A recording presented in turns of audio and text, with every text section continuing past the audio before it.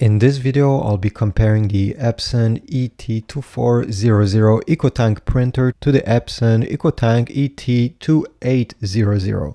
Both of these printers are very similar, and I just want to draw your attention on the similarities and on the differences. And by the way, if you want to get any of these from Amazon and support my channel, check the links down below in the description. So let's get started right away. Your first question is probably which one prints better. So unfortunately, I think you'll be quite deceived. I print many different examples that we'll take a look in just a few seconds.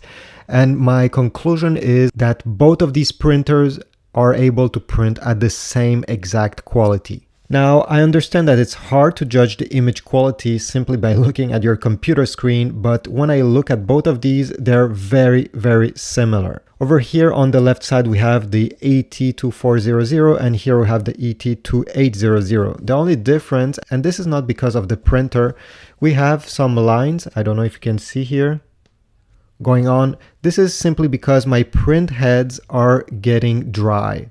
So if you do not use either of these printers for, let's say, a week and a half, 2 weeks, you're gonna start seeing those lines. And this is not that bad. It can, if I print again this same copy, they'll probably disappear or be more fainted. And if I print 2 or 3 more times, they will completely disappear.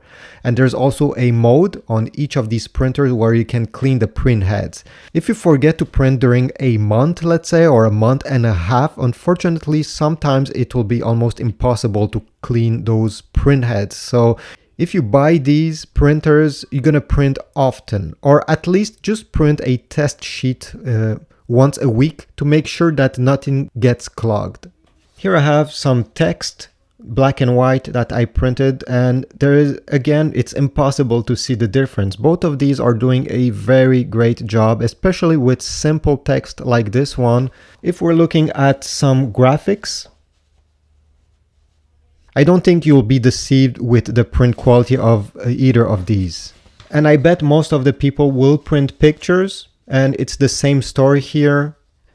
They get the same exact amount of details, and you won't be able to set these apart on image quality or text print quality. This is mostly because both of these are able to print at 5760 by 1440 dpi. Another similarities is that both of these are printing at the same speed, and they both have a silent mode, which will take more time to print but will generate less noise.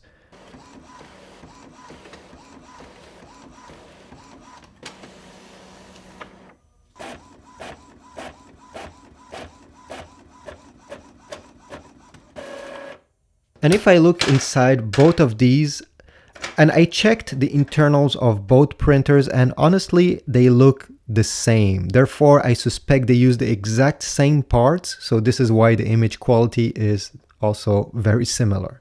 Both of these printers have a scanner on the top. Again, they're able to scan at the same resolution. I'll put an example on the screen, and again, you won't be able to notice any difference.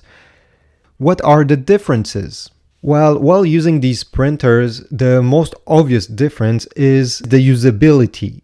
This Epson EcoTank 2800 has a very, very tiny display that can be adjusted in angle, which is cool, since if you're standing up, you can set it this way. If you're sitting down at your desk, you can put it down. And although it's small, you have access to all the different features. And when the printer encounters an error, like a paper jam or something else, it will tell you over here on the display what's going on. On the ET-2400, it does not have any sort of display. The only thing you get is these buttons and these small LED lights.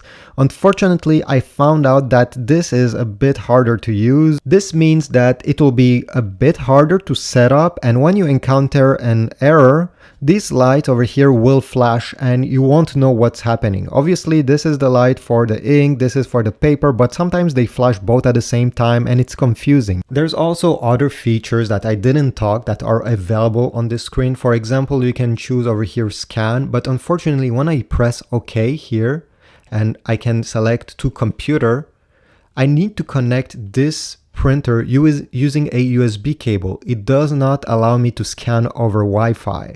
So in a way, I don't think many people will use this feature since you'll have to connect it manually using a cable, and neither of these printer comes with a USB cable included, although both of these have a USB port in the back. Size-wise, they're very similar. You won't save any space on your desk by choosing either of these.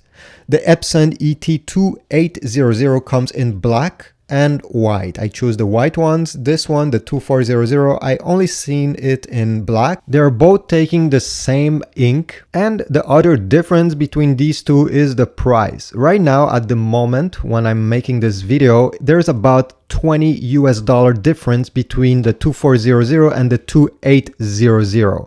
It's not a big difference, so which one of these should you choose? Well, since the only major difference is the display screen, it depends how you're going to use the printer. If you're simply going to set up your printer with one or two computers, or even maybe your smartphone, and you won't have to connect new devices constantly, the 2400 will get the job done while being $20 cheaper, and you won't notice the difference, and you'll probably never use the screen anyway.